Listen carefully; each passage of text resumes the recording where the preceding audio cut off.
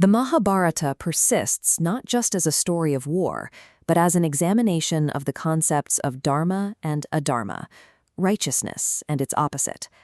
For centuries, Duryodhana has stood as the undisputed face of adharma. He is the ultimate villain of the epic. Yet we must consider if the history written by the victors left us with an incomplete portrait of the man.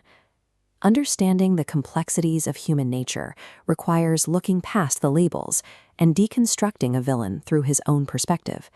His story, titled here as Duryodhan ka Janm aur Prarampik Jivan, begins in the shadow of his cousins. As a prince of Hastinapur, he grew up within walls of constant comparison and societal rejection, always measured against the popular Pandava princes. This environment left him without the respect or validation he expected as a member of the royal bloodline.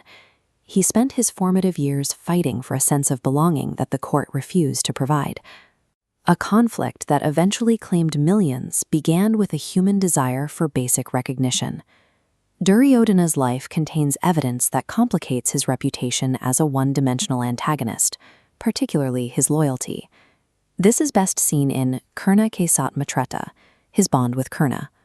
When the royal court mocked Karna for his low birth, Duryodhana ignored the rigid social hierarchy of the time. He crowned Karna a king, choosing to value the man's skill and deeds over his royal lineage.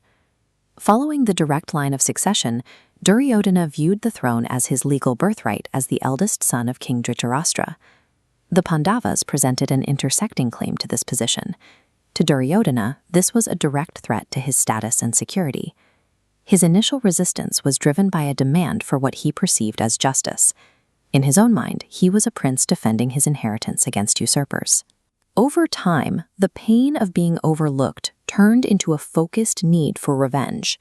His pursuit of his rights began to outweigh any concern for the means used to achieve them. This shift led to the event titled Jue ka Khel aur Patan. The infamous dice game served as a massive political victory, as he successfully stripped his rivals of their wealth, their titles, and their land. But the political win was followed by the humiliation of Draupadi. In that moment, any claim to moral standing shattered. This collapse of ethics led directly to the Mahabharat Yuddha. As the war began, Duryodhana remained convinced of his own position. He refused to surrender or flee, even when the tide turned against him. He fought until his final breath because he never stopped believing his cause was the correct one. By convincing himself that his ambition was actually a quest for justice, Duryodhana was able to justify the horrors of the battlefield. This belief allowed a man who started with a legitimate grievance to oversee a massacre. The war ended with Duryodhana's death, yet the question of his legacy remains. This debate is often framed as "Kya wo sach mein dusht tha ya galat samjha gaya?"